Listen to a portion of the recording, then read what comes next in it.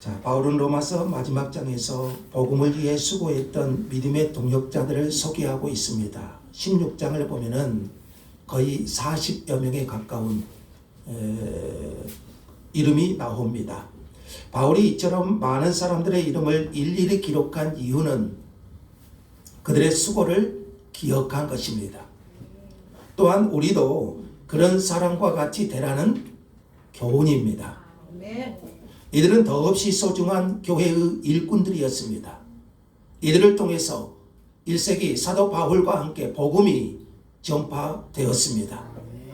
바울을 중심으로 하나 되어 주님을 위해 생명을 바친 그 사람들의 이름이 로마서 16장에 기록되어 있습니다. 성경에는 이런 믿음의 사람만 나오는 것이 아닙니다. 바울 곁을 떠난 데마도 있고, 바울을 심히 괴롭히고 해를 끼친 구리 세공업자 알렉산더라는 사람도 있습니다. 모두가 믿음의 사람만 나오는 것이 아니고 바울을 떠나고 바울에게 해를 끼친 그런 사람들도 나옵니다. 오늘 여러분은 주와 복음을 위하여 어떤 사람이 되어야 되겠습니까? 자, 오늘 먼저 1절에 보시면 로마 교회가 갱그레아 교회의 일꾼인 베베를 추천하면서 그를 합당한 애절로 영접하고 도와줄 것을 부탁합니다. 갱그레아 교회는 고린도 지역에 있는 항구입니다. 그러니까 고린도 교회에 속해 있는 작은 항구예요. 베베라는 이름의 뜻은 빛을 발하다, 그 뜻이 있어요. 아주 아름다운 이름이 있죠. 빛을 발하다. 베베는 갱그레아 교회의 일꾼이었습니다. 우리 성경에는 일꾼으로 되어 있는데 언어에 보면은 집사, 영어에도 그렇게 기록되어 있어요. 집사라는 이름의 이 단어의 뜻은 먼지를 뒤집어 쓰는 자, 그런 뜻이 있어요. 그러니까 베베는 교회의 먼지를 뒤집어 쓰는 그런 일꾼이었습니다. 바울이 로마 교회에 자랑스럽게 추천할 만한 사람, 그가 누굽니까? 베베지요. 바울은 로마서를 고린도에서 썼습니다. 갱그레아가 있는 그 고린도에서 로마서를 기록했습니다. 바울은 로마에 가고자 하는 간절한 소원이 있었지만 혹시 로마에 가지 못하고 로마에 가지 못할 수 있는 그런 절박한 상황에서 편지로라도 서신으로라도 이 복음을 증거하기 위해서 로마서를 기록했습니다. 아멘. 우리가 그동안 로마서를 살핀 것처럼 로마서는 복음의 진수입니다. 아멘.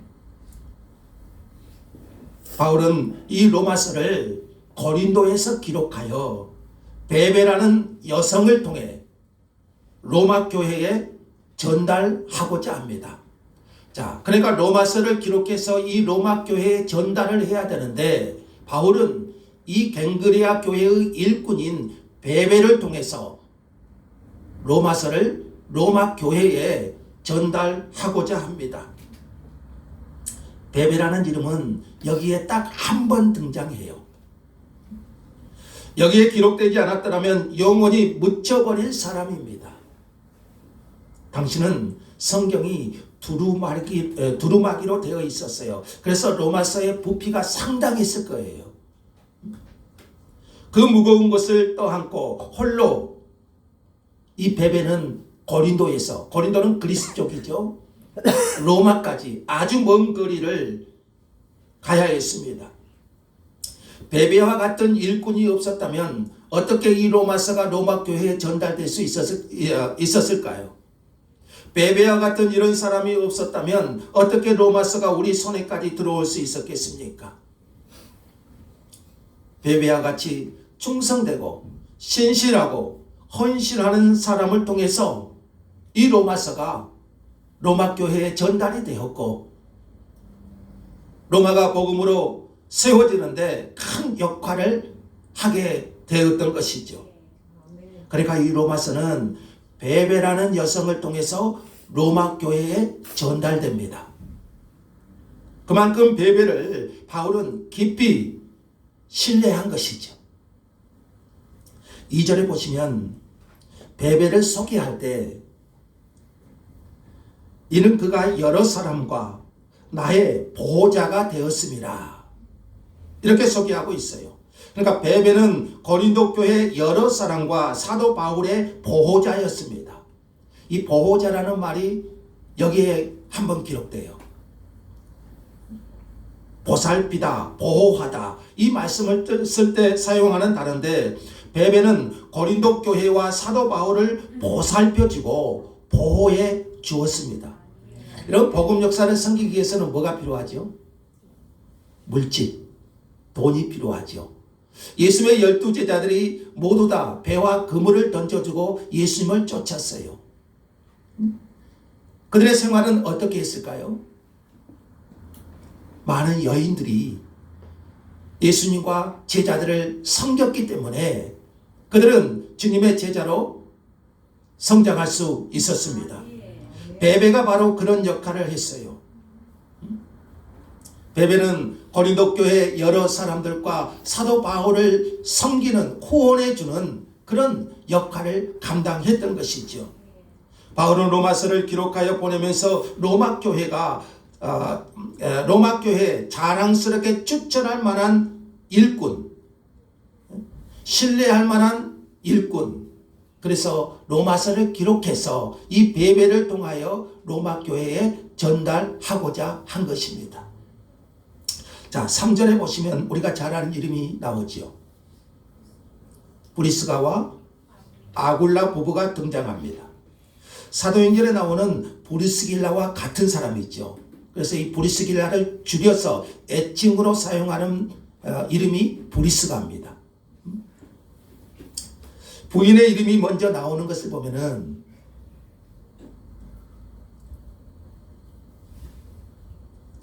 그 남편보다 신앙이 더 좋았던 것 같아요. 자, 사도행전 18장에 보시면 이들이 어떻게 주님의 일꾼이 되었냐면요. 사도행전 18장에 보시면 이 로마 글라우디오 황제라는 사람이 있는데 이 황제가 로마에서 유대인 추방령을 내립니다. 그래서 이들은 로마에서 살고 있다가 이 글라우디오 황제의 유대인 추방령에 의해서 어디로 오냐면요. 고린도라는 곳으로 옵니다. 로마에서 고린도로. 로마에서 쫓겨나서 고린도에 와서 누구를 만나냐면요. 바울을 만납니다. 이들의 직업이 뭐였죠? 천막 만드는 직업이었어요. 바울도 그렇죠. 그래서 바울로부터 이들이 로마에서 추방되어서 고린도로 왔는데 거기서 바울을 만나 복음을 듣고 이들이 예수를 영접하고 그리스도의 일꾼이 됩니다. 그러면 여러분, 로마에서 쫓겨나야 했던 불행이 오히려 고린도로 와서 사도 바울을 만나 복음을 듣고 그리스도인이 된 계기가 되었을 뿐만 아니라 그때부터 이 가정은요, 바울과 동역하면서 그리스도를 증거하는 그리스도의 일꾼이 된 것이에요. 하나님은 합력하여 선을 이루십니다.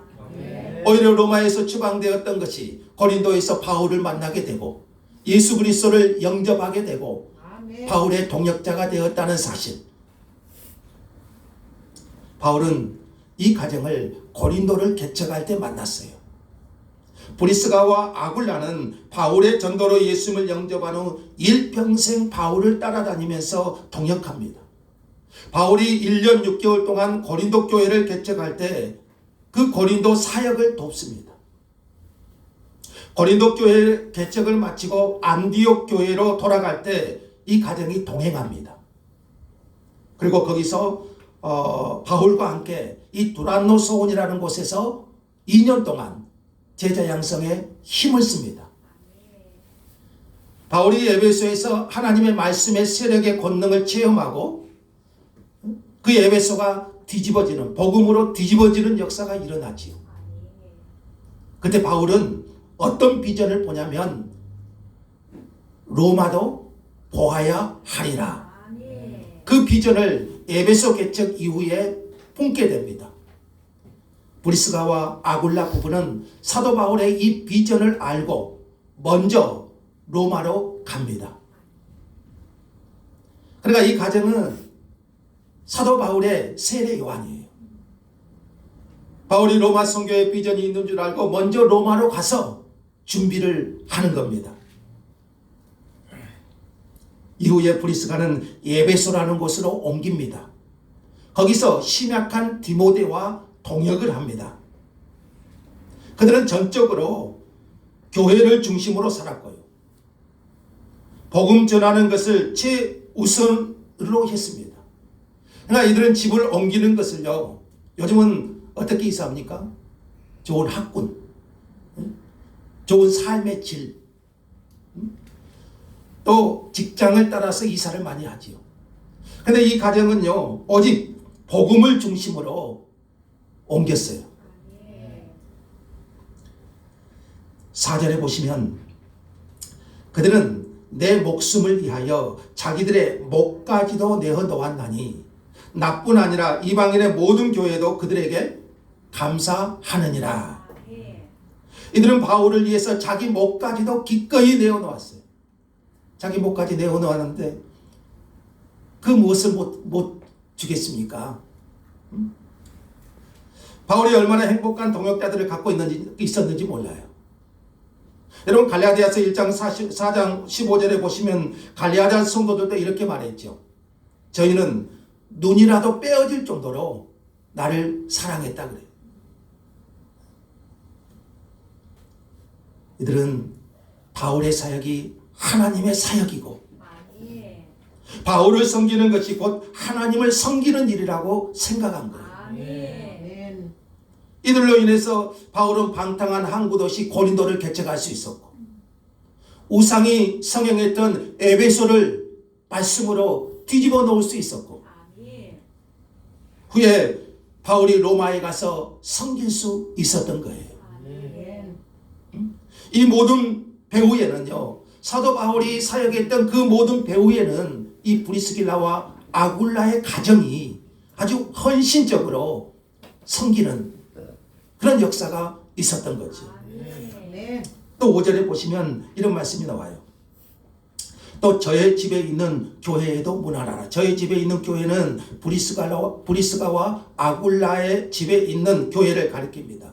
당시 로마 교회는 오늘날 같이 교회당을 지어놓고 이렇게 큰 교회를 지어놓고 거기에 모여서 예배하는 그런 것이 아니에요. 당시의 초대교회는 거의 가정교회입니다. 브리스갈라와 아굴라는 가정을 개방해서 교회로 예배를 드리고 또 그리스도를 증거하는 그들의 영향으로 인해서요, 로마에는 많은 이런 가정교회들이 생겨납니다. 그래서 10절에 보시면 아리스토볼로의 권속들, 그리고 11절에 나기스의 가족 중 주 안에 있는 자들, 14절에 허마와 함께 있는 형제들, 또 15절에 올lum바와 함께 있는 모든 성도, 이게 다 가정교회를 말해요. 가정을 개방하고 예배를 드리고 교제하는 것은 쉽지가 않지. 이들 부부는요, 복음을 위하여 가정을 개방하고 예배를 드리고 복음을 증거하는 그런 본을 끼치는 삶을, 그런 헌신적인 삶을 살았어요. 그래서 바울은 이들을 뭐라고 부르냐면요, 동역자, 믿음의 동역자라고 부릅니다. 동역자는 뭡니까? 함께 일하는 사람. 이들은 언제나 바울과 함께 동역했던 가정. 그래서 바울은 이들을 동역자라고 부르고요, 이 가정을 성경은 영원히 칭찬하고 있는 겁니다. 특히 오늘 본문에는 그 여러 명의 자매들의 이름이 나와요. 당시 유대인들은 여자들의 수고를 인정하지 않았지요. 그리고 여자들은 사람의 수에도 거의 넣지 않아요. 그런데 본문에 등장하는 여러 사람 중에 이 9명이 여자들이더라고요. 브리스가가 여자고요. 그리고 6절이죠. 6절에 보시면 마리아가 나오고 7절에 유니아, 그리고 12절에 누구 나오죠? 같이 성경을 한번 봐보세요. 자, 다시 한번 들여다 칩시다. 눈 좀 뜨십시오. 옆방 좋은 사람 좀 깨우십시오. 자, 12절 한번 봅시다. 12절에 누가 나오죠? 드루베나 누구요? 드루베나 드루보사. 두루베나 두루보사. 그리고 버시라는 사람이 그 뒤에 나오고 루포의 어머니가 나오고요. 율리아 15절 또 누가 나오죠? 율리아와 네레오라는 사람이 나오죠. 자, 6절에 다시 보시면 그랬죠. 너희를 위하여 많이 수고한 마리아. 그리고 12절에는 뭐라고 그랬죠? 주 안에서 수고한 두루베나 두루보사. 그리고 주 안에서 많이 수고하고 사랑하는 버시. 너희를 위하여 많이 수고한 마리아. 주 안에서 수고한 두루베사 두루보나. 주 안에서 많이 수고한 버시. 두루베나와 두루보사는 쌍둥이 자매입니다. 베나가 오하라는 뜻이 있고요. 보사는 섬세라는 뜻이 있어요. 바울은 이들에게 뭐라고 했냐면 수고했다. 많이 수고했다. 이렇게 말합니다. 그러니까 그들은 온 힘을 다해서 하나님의 교회를 위해서 바울은 이들의 수고를 다 기억한 것이죠. 언제나 교회는 여성들이 많이 수고한 것 같아요. 자, 그리고 우리가 13절에 한번 볼까요? 13절을 같이 한번 읽어봅시다. 13절 시작. 주 안에서 택하심을 입은 루포와 그의 어머니에게 문안하라. 그의 어머니는 곧 내 어머니니라 그랬지. 자, 우리가 루포는 잘 모르지만 루포의 아버지가 유명하죠. 이 루포의 아버지가 마가복음 15장에 보시면 구레네 사람 시몬입니다. 시몬이 누굽니까? 예수님이 십자가를 지시고 골고다 언덕을 올라가시는데 채찍에 맞으시고 밤새도록 신문을 당하시고 그 십자가 70km나 되는 십자가를 골고다를 올라가는데 도저히 지고 갈 수가 없어요. 그래서 군병들이 로마 군병들이 구경하고 있던 구레네 사람 시몬을 억지로 붙잡아다가 예수님의 십자가를 대신 지고 가게 만듭니다. 그러니까 이 구레네 사람 시몬은 얼떨결에 억지로 이 십자가를 지고 골고다 언덕을 올라가요. 그런데 여러분 이것이 은혜였어요. 시몬은 그 십자가를 대신 지고 올라가면서 그 예수님을 볼 수 있는, 그 가까이서 볼 수 있는 기회를 얻었어요. 이 예수 그리스도의 죽으심이 보통 사람의 죽음과는 다르다는 것을 깨닫게 돼요. 그래서 마침내 이 시몬은 예수 그리스도를 영접합니다. 억지로 십자가를 진 사람이 자원해서 예수를 영접하게 돼요. 고린도 시몬은 억지로 십자가를 지고 가다가 예수 그리스도를 만났을 뿐만 아니라 그의 가족들에게도 영향을 끼쳐요. 그래서 그의 아들이 누구냐면 루포예요.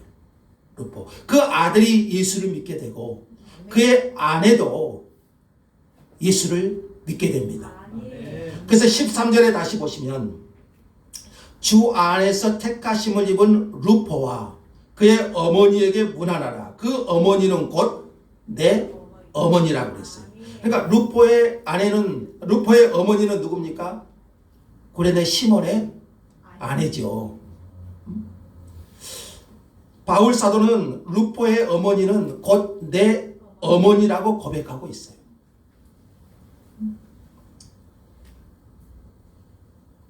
바울 사도의 사역에 이 루포의 어머니가, 그러니까 구레네 시몬의 아내가 많은 도움을 주었던 것을 알 수가 있지. 바울도 복음을 전하면서 심약할 때가 있었어요. 두려울 때가 있었어요. 그때마다 이 루포의 어머니는 바울을 위해서 기도했어요. 또 아마 재정적인 후원도 했을 거예요. 그래서 이 루포의 어머니로부터 바울은 많은 힘을 얻었어요. 그래서 루포의 어머니를 내 어머니 이렇게 고백하는 것이죠. 우리가 여기까지 있기까지는 누군가의 기도가 있습니다. 바울에게는 그가 바로 루포의 어머니였던 것이죠. 자, 그 외에도 16장에는 많은 사람들의 이름이 나옵니다. 5절에 보시면 내가 사랑하는 에베네노. 에베네노는 누구냐면요, 아시아에서, 그러니까 아시아 에베소라는 곳에서 바울이 사역할 때 첫 열매였어요. 그래서 바울은 내가 사랑하는 에베네노 그랬어요. 그리고 그 외에도 특별한 사랑을 표하는 동역자들이 많아요. 7절에 보시면 누가 나옵니까? 누구죠? 안드로니고와 유니아라는 사람이 나오고, 이들은 바울의 친척들이에요. 나보다 먼저 그리스도 안에 있는 자라 한 것을 보면은 바울보다 먼저 예수를 믿은 사람 같아요. 초대교회 기록에 의하면은 이들은 스테반이 순교할 때, 스테반이 돌에 맞아 순교할 때 거기에 감동받아서 그 충격으로 그리스도를 믿게 된 것으로 기록이 됩니다. 이들이 먼저 예수를 믿고 나서 아마 자기 가족 중에 한 사람이 바울을 위해서 열심히 기도했을 거예요. 그래서 결국 바울도 예수를 믿게 되잖아요. 7절을 다시 보시면 나와 함께 갇혔던 이 말씀처럼 나중에는 바울이 받는 고난에 동참하는 사람들이 되고요, 그 고난을 함께 나누면서 그리스도의 일꾼된 삶을 살았음을 볼 수가 있죠. 자, 16장을 제가 설교 준비하면서 여러분은 그냥 들을지 모르겠지만 이 사람의 이름이 많이 나왔어요. 굉장히 시간이 많이 걸려요. 한 사람 한 사람 이름을 보니까요, 굉장히 감동적인 그런 이야기들이 많더라고요. 그런데 이름마다 숨겨진 그런 이야기들, 또 여기 보면은요, 누가 나오냐면요, 이 로마의 귀족들도 나옵니다. 그가 누구냐면 10절에 보시면 누가 나옵니까? 아리스토블로. 그리고 11절에는 나기스라는 사람이 나오고, 15절에는 누가 나옵니까? 빌롤로고와 율리아. 그리고 또 네레오라는 사람이 나오고, 그러니까 아리스토블로, 나기수, 네레오, 이 사람들이 등장하는데 이 사람들은 모두 로마 귀족들입니다. 아리스토블로는 누구냐면요, 헤롯 왕의 손자고 글라우디오 황제의 친구였어요. 그리고 나기수는 글라우디오라는 유명한 로마 황제의 개인적인 비서 역할을 했습니다. 그리고 네레오라는 사람은 그 황제 밑에 총리격의 역할을 한 사람의 집정관 역할을 했습니다. 그러니까 이 사람들은 모두 로마 귀족들이면서 기독교가 가장 핍박을 받을 때 예수 그리스도를 믿고 함께 동역자가 된 사람들이죠. 그러니까 이들은 우리보다 훨씬 예수 믿기 어려운 환경에서 예수를 믿고 로마 귀족들이지만 사도 바울의 귀한 동역자로서 쓰임을 받았던 거죠. 그래서 이들의 신앙으로 인해서 나중에는 로마가 복음으로 정복이 되지 않습니까? 그리고 8절에 보시면, 8절에는 누가 나오냐면요, 암불리아라는 사람이 나오죠. 그리고 9절에 보시면 우르바노와 스타브라는 사람이 나옵니다. 그리고 14절에는 허메라는 사람이 나옵니다. 그리고 15절에는 빌롤로고와 율리아라는 사람이 나옵니다. 자, 이 이름들은 당시 노예들의 이름입니다. 이들은 노예 출신 크리스찬들이에요. 여기 외에 특별히 나오지는 않습니다, 다른 성경에. 그런데 바울은 이들을 향해서 뭐라고 하냐면요, 주 안에서 사랑하는 암불리아. 8절에 주 안에서 사랑하는 암불리아. 그리고 9절에 보시면 그리스도 안에서 우리의 동역자인 우르바노와 나의 사랑하는 스타구. 그리고 14절에 보시면 그들과 함께 있는 형제들. 자, 그리고 특별히 10절을 보시면 저는 10절이 너무 마음에 들어왔어요. 10절에 보시면 이렇게 말합니다. 그리스도 안에서 인정함을 받은 아벨레. 아벨레에 대해서 아는 것이 별로 없지만, 근데 바울의 이 한마디, 너무 아름다운 이 한마디 선을 다시 한번 보십시오. 그리스도 안에서 인정받은 아벨레. 여러분 한평생 주님을 섬기다가 여러분의 무덤 위에, 제가 항상 그런 말씀 많이 드리죠. 여러분의 무덤 위에 어떤 비문이 새겨지기를 원하십니까? 아벨레의 비문은 이걸 같아요. 그리스도 안에서 인정받은 아벨레, 여기 잠들다. 그리스도 안에서 인정받은 아벨레. 우리나라 비문을 보면 재미가 없어요. 우리나라 비문들은 그러잖아요. 그냥 몇 년 몇 월에 태어나서 몇 년 몇 월에 죽다. 그리고 뭐 그 사람이 박사면 누구누구 박사, 뭐 사장이면 누구누구 사장, 국회의원이면 누구누구 국회의원, 그리고 성도가 죽으면 그래죠. 집사 누구, 그리고 장로 누구, 권사 누구, 그것도 아니면 성도 누구, 이렇게 하고 말아요. 근데 제가 독일이나 유럽에 가면 그 도시 중간에 공동묘지가 있어요. 우리나라 공동묘지는 산속 멀리 있잖아요. 무서워서 죽음이. 근데 이제 그들은 죽음과 친해요. 그래서 거의 공동묘지가 도시 중간에 있습니다.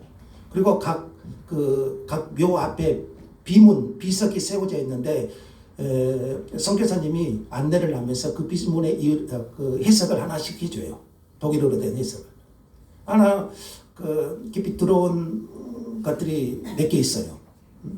그러니까 어떤 비문에 이런 말이 새겨져 있어요. 부지런한 내 딸, 여기 잠들다. 그들은 죽었다고 안 해요. 잠들다 그래요. 부지런한 내 딸, 여기 잠들다. 부활의 때도 가장 먼저 부활할 것이다. 저는 듣지 못했지만 다른 선교사님을 통해서 들었던 비문 중에 하나가 이런 비문도 있어요. 참 말 많던 아내, 여기 잠들다. 그런 비문도 있더라고요. 있었다고 들었어요. 여러분 언더우드 선교사님의 비문은요 이거예요. 평생 동안 주를 따르려고 한 사람.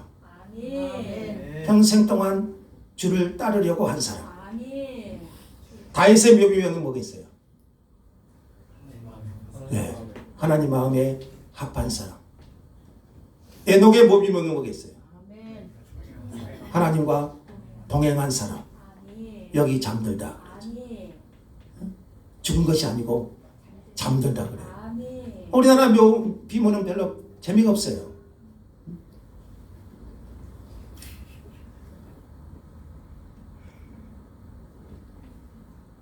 (16장에) 가장 빈번하게 등장하는 단어 중에 하나가 또 뭐가 나오냐면요, 그리스도 안에서라는 말이 많이 나옵니다. 그리스도 안에서. 3절에 보시면 너희가 그리스도 예수 안에서 나의 동역자들은 브리스길라 아굴라. 그 7절 끝부분에 또 보시면요, 먼저 그리스도 안에 있는 자. 그리고 8절에도 주 안에서 내 사랑하는 암블리아. 9절에도 보시면 그리스도 안에서. 그리고 10절에도 그리스도 안에서 인정함을 받은 아벨레. 11절의 마지막 부분도 주 안에 있는 자들. 12절과 13절에서도 그리스도 안에서, 주 안에서. 그리스도 안에. 이 말이 무슨 의미일까요? 우선 그들은요, 개인적으로 그리스도를 만난 사람들이고, 그리고 그리스도 안에 계속 거하고 있는 사람이고, 그리고 계속해서 그리스도를 증거하고 있는 사람임을 의미하고 있습니다. 만약 어떤 사람이 그리스도를 만나지 못하고 교회의 일꾼이 되면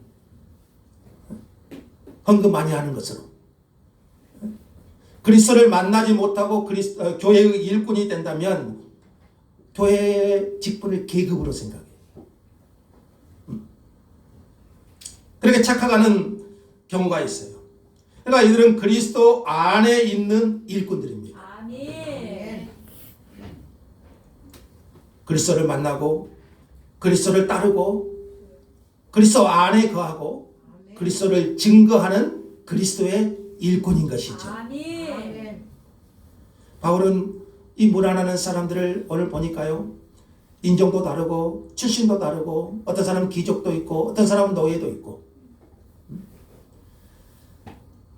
신분도 다르고 피부 색깔도 다르지만 그들은 모두 주 안에서 그리스도 안에서 하나가 된 믿음의 동역자라고 말합니다. 아멘. 우리는 그리스도 안에서 하나님의 동역자들입니다. 아멘. 바울은 그리스도 안에서 가족이 된 그들에게 일일이 거룩함으로 입맞춤으로 서로 무난하도록 그렇게 16절에 보시면 됐습니다. 자, 로마서 16장은 사도 바울에 의해 기록되었지만 그것을 기록하게 하신 분은 성령님이십니다. 아멘. 그러니까 16장에 기록된 사람들은 하나님께서 인정하신 사람들이죠. 아멘. 바울이 기록했지만 이것을 기록하게 하신 분은 성령님이시잖아요. 아멘. 아멘. 그래서 우리가 어려운 한 사람 한 사람 이름을 살핀 것은요, 하나님께서 이 한 사람 한 사람의 수고를 기억하신 거예요. 아멘. 동일하게 하나님은 저와 여러분의 수고를 기억하십니다. 아멘. 아멘. 그런데 16장이 각 사람 앞에는 반드시 그 사람을 평가하는 한마디가 압축되어 기록되어 있어요.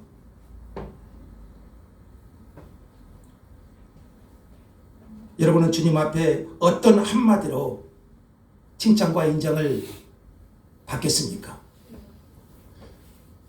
하나님 앞에서 우리 자신이 주님 앞에 설 때 우리 앞에 여러분 이름 앞에 압축된 한마디는 뭘로 표현될 수 있을까요?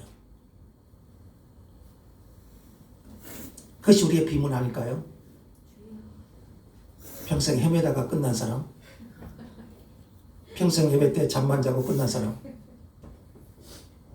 여러분 저는 갑자기 계속 요즘 우리 성도들이 졸아요. 예배 시간에. 너무 제가 주일에 한번 교회 주일에 와서 이 예배 시간마저 졸아버리면 얼마나 아쉽습니까? 주여.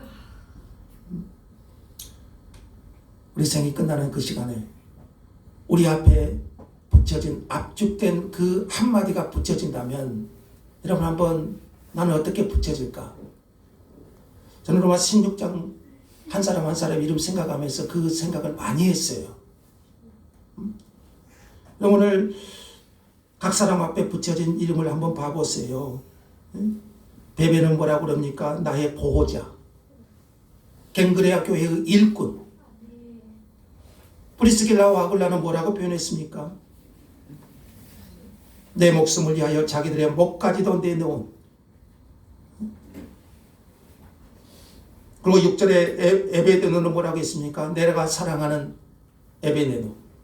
그리고 많은 여인들을 기록하면서 많이 수고한 여인들의 이름. 그리고 10절 다시 한번 제가 너무 10절에서는 너무 은혜를 받았어요. 10절에 뭐라고 그럽니까? 그리스도 안에서 인정함을 받은 아벨레. 얼마나 아름다운 말입니까? 그리스도 안에서 인정함을 받은 아벨레.